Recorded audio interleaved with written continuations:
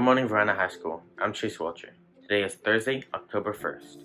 Here are your announcements. National Hispanic Heritage Month is celebrated from September 15th to October 15th. We celebrate the histories, cultures, and contributions of American citizens whose ancestors came from Spain, Mexico, the Caribbean, and Central and South America, which brings us to Thursday's thought.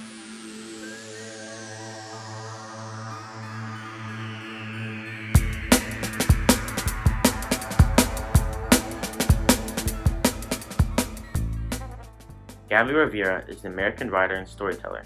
She is the author of the 2016 young adult novel, Juliet Takes a Breath. She also wrote the Marvel comic book, America, about superhero America Chavez. Her work often addresses issues of identity and representation for people of color and the queer community within American popular culture. The Black Student Union is here at VHS. This organization is a collective voice for unity and positive change in our school and community.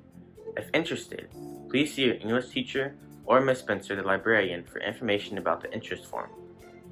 Seniors are now able to sign up for their one-on-one meetings with the school counselor to discuss graduation requirements and plans after high school.